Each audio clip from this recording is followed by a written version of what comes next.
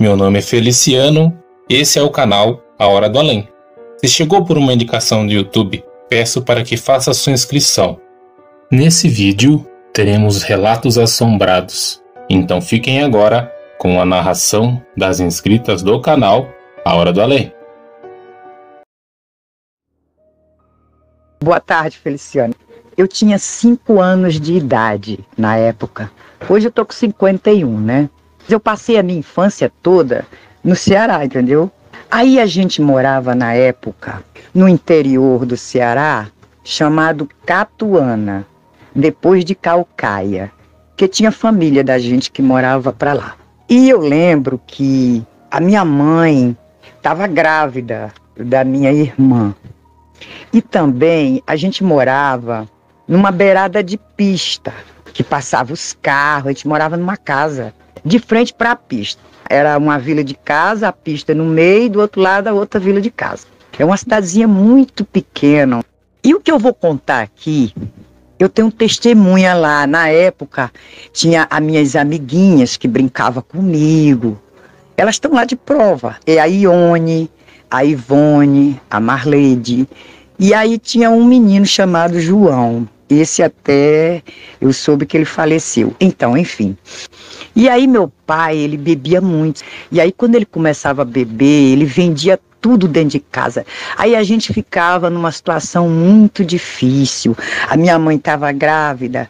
E aí a gente era obrigada a sair dessa casa e procurar outra casa mais barata, porque a gente não tinha mais condições de ficar ali. Era sempre assim. Aí eu lembro que a minha mãe grávida, aí ela foi procurar outra casinha que ficava lá para dentro do mato, porque lá era mais baratinho, ou alguém tinha cedido para a gente morar. A minha mãe queria se mudar e a gente foi se mudar, né?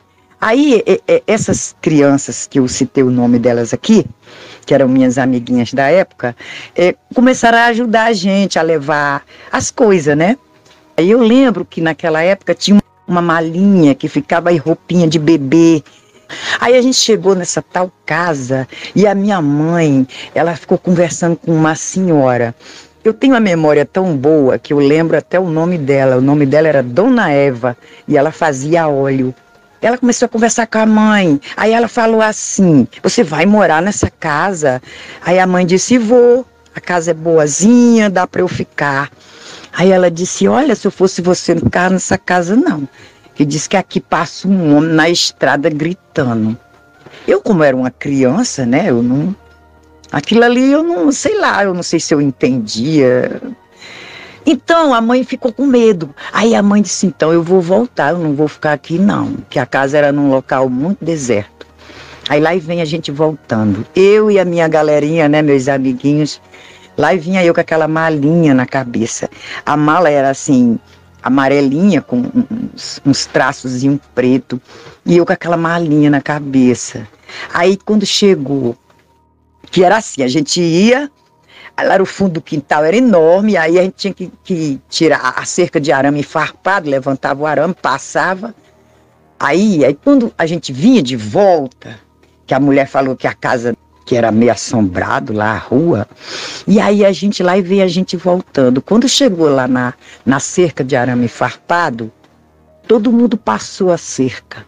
E aí eu botei a malinha no chão, puxei o arame, né, abri o arame para passar por baixo, e aí quando eu olhei, à minha direita, eu vi uma mulher, uma senhora alta, bem alta, com uma roupa amarronzada. Ela era muito alta, muito magra, com uma trouxa enorme na cabeça. E aí eu, criança, eu não entendi. Aí eu olhei falei para os meus amigos: onde essa senhora vai lavar roupa a essa hora? Porque era 5 horas da tarde, entendeu? E naquela época as lavandeiras iam de manhã lavar roupa nos açudes. E aí ela estava com aquela trouxa, era mais ou menos 5, o sol estava se pondo para ir embora.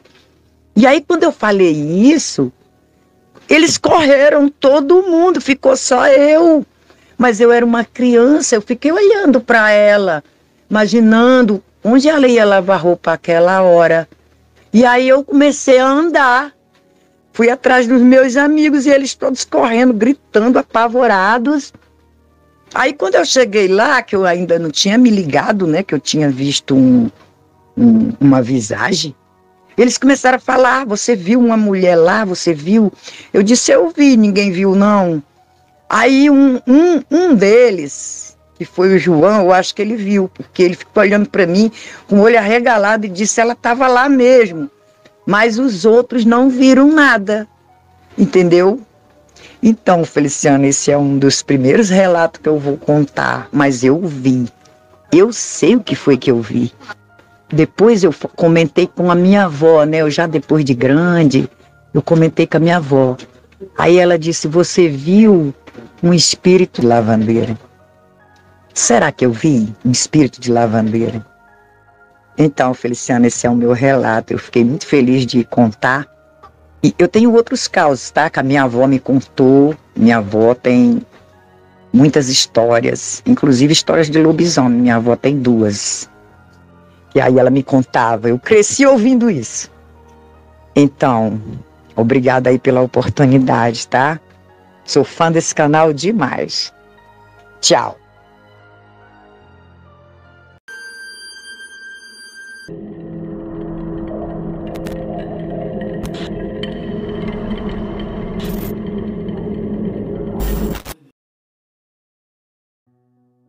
Boa tarde, Feliciano, tudo bem? Meu nome é Cristiane, eu sou baiana e moro em Portugal há 8 anos, moro na cidade do Porto. E estou passando por aqui hoje, pelo seu canal, para contar uma história, né, de uma amiga minha, que ela é angolana e mora aqui pertinho de casa. E na casa dela, às vezes, acontecem coisas bem estranhas, digamos assim, fenômenos espirituais. Ela vê, na verdade, eles têm um grau de mediunidade, ela, a filha, a irmã, eles têm um grau de mediunidade elevado, mas eles não aceitam. A filha dela vê sempre desencarnados. Ela também já viu várias vezes, mas eles se negam, não querem nem saber. Só que quando foi um tempo desses, ela me ligou e estava muito nervosa, porque disse que tinha aparecido algo na casa dela e que ela precisava me mostrar, porque ela conseguiu fotografar. Então eu fui até lá depois do trabalho e realmente ela estava muito nervosa, não só ela quanto a filha, os filhos, porque eles estavam com muito medo, porque é desconhecido para eles, entende? Então o que acontece? Ela e os filhos estavam na sala com alguns amigos e começaram a gravar, aleatoriamente gravar, a menina vai dançar agora, enfim, aí começam a gravar. E nessa casa dela tem uma salinha de entrada, né, que dá acesso à porta de saída. Então, o que acontece? Estava fechada essa porta e eles estavam gravando ali, quando de repente a menina gravou para aquele lado e começou a gritar. Ela disse que estava vendo uma família inteira, disse que tinha uma menina de 4 anos fazendo sinal para que eles ficassem quietos, para não precisar tipo alarde nem gritar. Tinha um homem que estava parado mesmo em frente à porta e tinha outro casal. E eles ficaram com muito medo e essa menina começou a gritar e depois os adolescentes resolveram dar uma olhada e realmente eles também viram. E todos ficaram com muito medo. Aí quando eu passei lá, ela me mostrou a foto, que é essa que eu te enviei. Se você olhar bem no escuro, é que dá realmente para ver uma silhueta de um vulto branco assim na porta. E o pior de tudo é que ela disse que quando eles apareceram, esse mesmo que apareceu, ela disse que não dava para ver bem o rosto, mas estava com a fisionomia meio esquisita, sabe? Então, ela me pediu ajuda, de orações, essas coisas. Eu enviei o nome da família dela toda lá para o Centro Espírita. E veio a foto também, e no Centro Espírita eles disseram que realmente se tratava de um espírito e que precisava de ajuda. Talvez eles estivessem presos ali, porque talvez tenham sido de épocas diferentes, porque as roupas com que eles se apresentam quando aparecem lá na casa dela são roupas antigas, até a menina pequenininha é aquelas roupas antiguinhas, sabe? Então, acontece muito isso lá na casa dela. Quando ela morava em Angola, também a família dela perdeu um dos filhos, né? A mãe dela perdeu. E ele morreu de acidente de moto. E essa moto ficou no quintal, né? Eles guardaram lá no quintal. E a moto começava a andar sozinha. E às vezes, quando era de madrugada ou mesmo, na verdade, ela dizia que qualquer hora da tarde eles podiam ver o rapaz entrando e saindo de dentro de casa. E eles acostumaram com isso. Então, significa que eles realmente têm um grau de mediunidade forte, só que eles têm medo. E por ter medo, isso impede com que eles procurem estudar, entender e equilibrar isso. Era só isso mesmo que eu queria falar. E depois eu quero contar um outro fato que aconteceu comigo. Muito obrigada.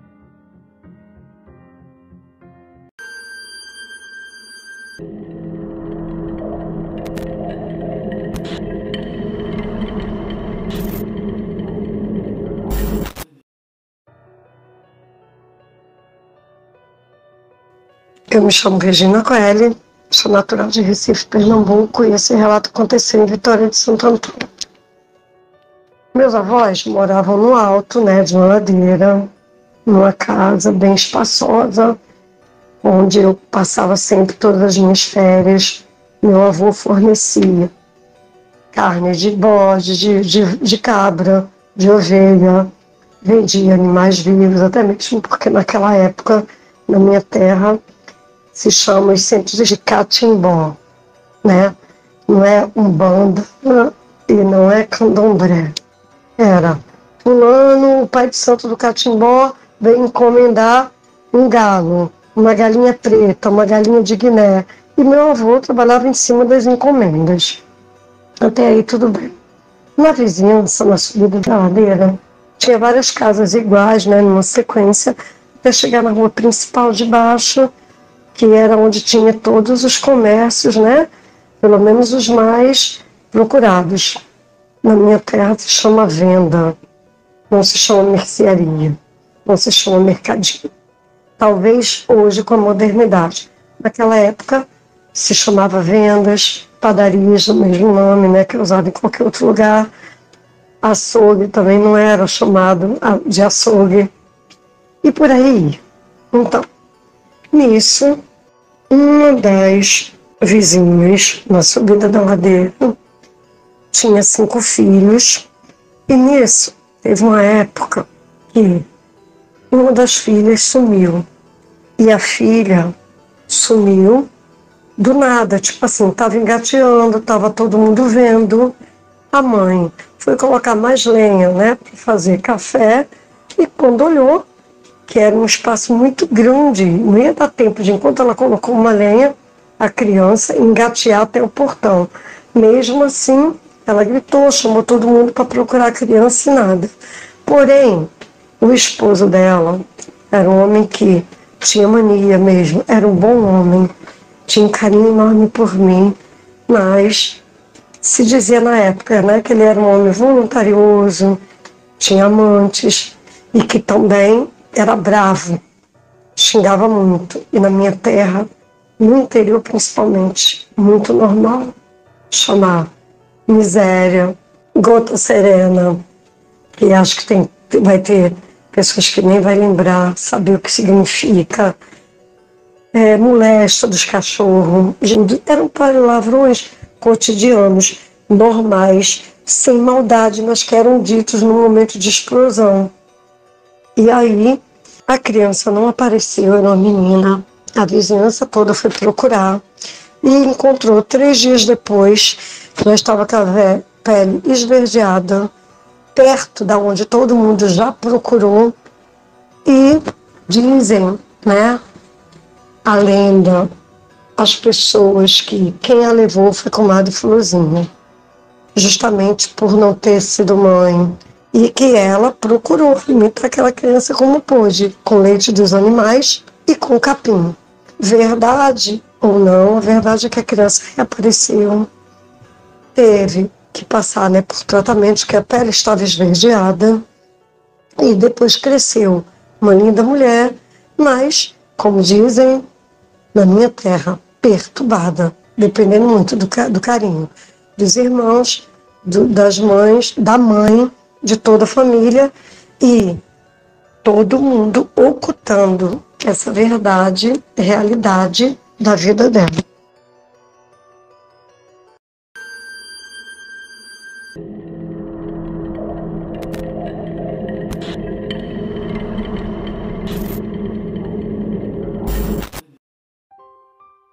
Eu me chamo Ana Júlia, eu tenho 22 anos. Esse relato aconteceu comigo quando eu tinha 16 anos. Foi uma coisa muito bizarra mesmo. Eu tinha muita paralisia do sono. Uma noite, quando eu tava dormindo com a minha prima, eu tive uma paralisia do sono, só que dessa vez foi meio diferente. Quando eu tenho paralisia do sono, eu sempre tô com os olhos fechados, eu nunca consigo abrir. Só que dessa vez, eu abri os olhos e assim que eu abri os olhos, eu olhei diretamente para o teto. E quando eu olhei para o teto, era como se tivesse uma nuvem. Essa nuvem tinha vários demônios olhando para mim e dando risada. E eu ouvia a risada e eu não conseguia me mexer. E era muito nítido, muito alto aquelas risadas. E eu não conseguia sair daquilo, eu tava parada olhando pro teto, ouvindo aquelas risadas e aquela imagem horrorosa. Eu só sei que eu comecei a mentalizar, rezar pra eu sair daquilo. E assim que eu saí, eu lembro que eu levantei correndo da cama e eu fiquei respirando muito rápido. Aí minha prima, que ela tava do meu lado, ela tava com fone. Aí eu cutuquei ela e perguntei se ela estava ouvindo aquilo, porque assim que eu saí daquilo e eu levantei, eu ainda escutava aquelas risadas. Era muito alto, muito alto, muito alto. Era impossível ela não ter escutado. Aí ela disse, não. E ela tirou o fone pra falar comigo. Não tô escutando nada. E eu fiquei, gente, mas como isso pode ter acontecido? Como ela não pode ter ouvido? Sabe? E depois daquilo, ela voltou a botar os fones e ela estava acordada. Depois daquilo, eu me deitei de novo. Quando eu olhei pro teto, não tinha mais nada, mas eu ainda consegui ouvir aquelas risadas muito forte, muito nítido, muito macabro. Eu só sei que eu já me mudei dessa casa, mas lá tinha uma energia muito, muito bizarra. E eu sempre sentia que tinha algo me observando, que eu não tava sozinha, mas essa foi minha única experiência bizarra.